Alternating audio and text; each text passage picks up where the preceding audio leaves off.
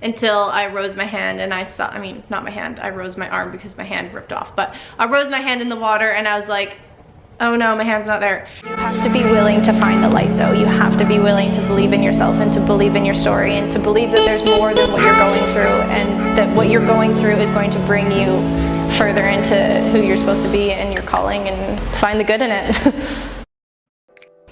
Hey guys, welcome back to my channel. If it's your first time here, my name is Kristie Sita and I post videos every Friday. Yes, I'm an amputee, which is probably why you clicked on this video, or not, and you're just finding this out. So surprise, this is me, this is us.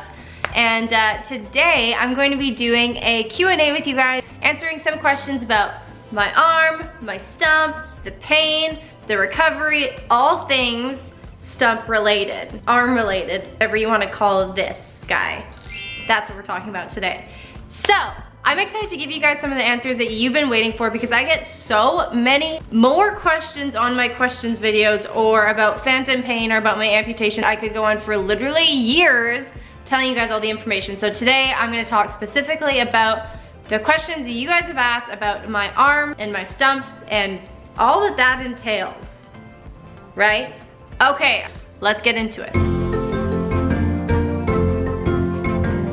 Do you ever forget about your stump and reach for things with your left hand? No, I don't. The first little bit after the accident, it was more hard. I remember there was a couple moments when I went to go grab something with my left hand or I went to go multitask or do something and I realized really quickly that I couldn't multitask as easily and that I couldn't do as much.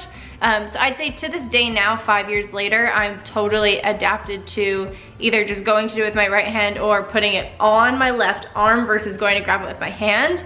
I'd say I'm totally adapted in that way, but there definitely was a time period at the beginning when I'd be like, oh, I'll grab this and I'll grab this. And then I'm like, oh, right. I can't grab anything with my left hand anymore. And then I'd be like kind of awkward for a second and I'd swallow it and I'd be like, that's okay, this is life, we're gonna keep going. And that's your answer to that one. Is your stump sensitive? You seem to put a lot of weight on it, hit stuff with it, etc. For some reason, my brain always thinks that would really hurt.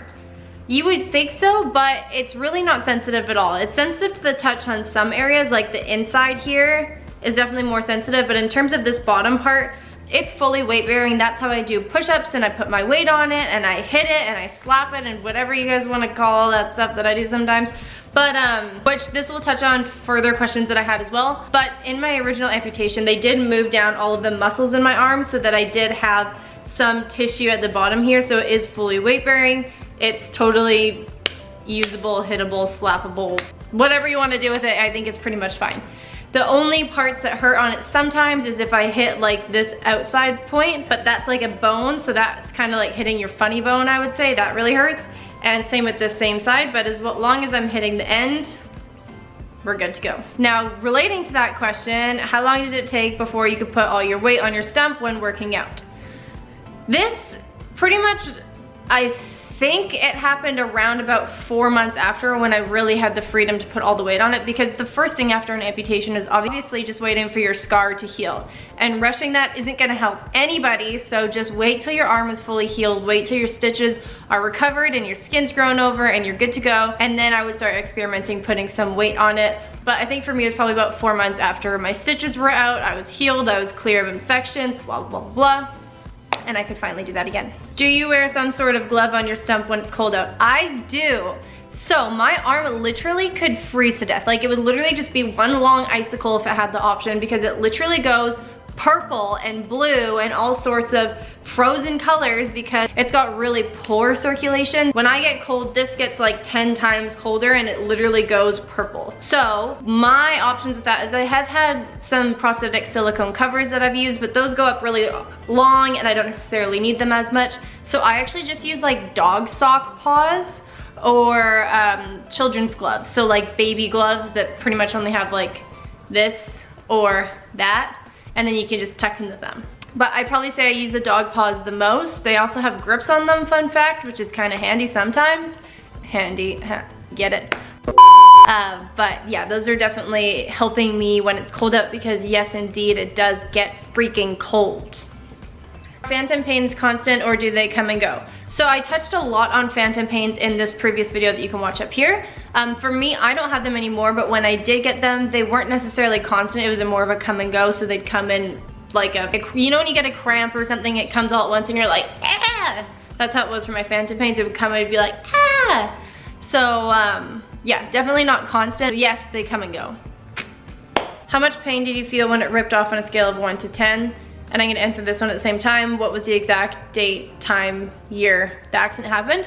So I didn't feel anything when it ripped off. I was obviously in so much shock at that point, so I literally felt nothing. The only thing that I was aware of is I felt maybe I pulled my shoulder until I rose my hand and I saw, I mean, not my hand, I rose my arm because my hand ripped off, but I rose my hand in the water and I was like, oh no, my hand's not there. And so that's when I realized, but other than that, I didn't feel anything. Also, when did it happen?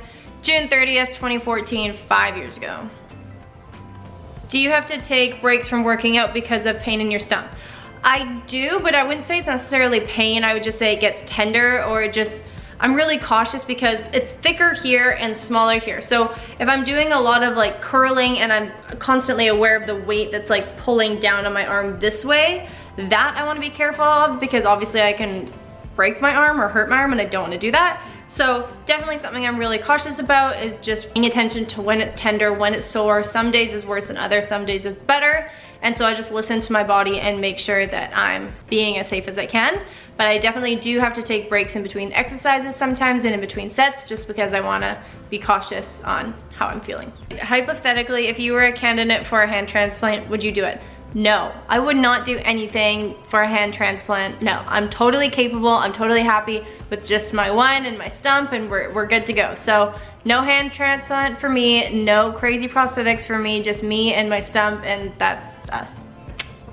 How do you think you would have reacted if it had been your other hand? I think it just would have been a whole lot harder to adapt, because I was right-handed always, so obviously I still have my right hand. I lost my left hand. So if I lost my right hand, I would be having to learn how to write and do things and literally rewrite everything, and not just adapt to a different way, but I had to literally start from the beginning. I think it would have been a lot harder if I lost my right hand, because I'm right-handed, and that would suck. How long is the arm? So my arm is literally the exact same length as this arm, but it ends right at the wrist. So you can see if I'm in the exact same position, it's literally exactly the same, but there's no hand. No hand, hand.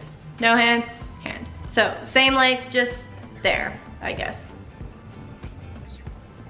Do you still feel your fingers moving? Again, I talked about this in my phantom pain video. I don't constantly feel them moving. I just feel them when I intentionally go to try to move my left hand. So if I'm just like chilling, my left hands aren't going like this inside there. If it's just if I go, oh, let's move my fingers on my left hand, then I'm like, okay, moving my fingers. So no, it's not a constant thing. I have to think about it and literally activate those muscles for it to do it. I want to know if you saw an occupational therapist.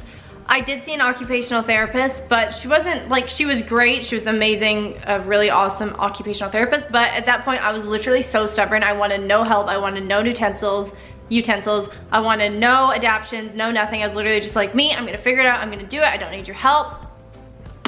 So yes, I saw one, but no, I did not really listen to her. But she was great. Does your arm feel weaker? So to a certain extent, it is weaker just because I can't lift as much. I have to be more cautious. I'm obviously using my right hand for literally everything and my left hand only when I can. So yes, it does feel weaker, but I think I try as hard as I can to continue to train this one, to keep up with this one at least. There's gonna be no way that it can possibly be even, just because obviously I am so right-handed, like so right-handed. So there's always gonna be a little bit of unevenness, but I try my hardest to make sure that I am keeping both of them strong. Is there anything that you found impossible to do with one hand and that is frustrating? There's nothing that's impossible, okay? Nothing is impossible. I can figure out a way to do everything, and so can you. I refuse to let myself say I cannot do this. I might not be able to do it to the fullest extent or the neatest or the best, but I hold myself accountable to that I can do it. I can get whatever I need done in whatever way I need to do it, no matter what that means. Doing and adapting to, I can do it. So no, there's nothing that's impossible. And just for you guys too, whether you have 2 hands or not, or 2 feet or 2 legs, or all of your limbs, or none of your limbs, there is nothing that you can't do if you set your mind to doing it. And that's kind of the end of this video, because all things are possible, guys. And I love you so much. Continue to ask me your questions. You guys like me talking a lot. literally these videos always do the best more than anything else. So I want to keep talking to you guys because clearly you are getting fed in some sort of way from me speaking into your lives. And so continue to ask me questions, continue to challenge me in topics that you want me to talk about. Comment down below, subscribe guys. I love you so much. And I'm just so thankful for all of your support, and coming to the end of this year, it is really the greatest blessing to be just an inspiration and a role model in every single one of your lives, whether you're younger than me or you're older. I am just so honored that I even have the slightest opportunity to have just a teeny bit of influence over you in your life, and I'm just so thankful. I love you guys so much, and don't forget to share this video with a friend, give it a thumbs up, comment down below. Please comment down below. And yeah, I love you guys so much. I will see you in my next video. Love you!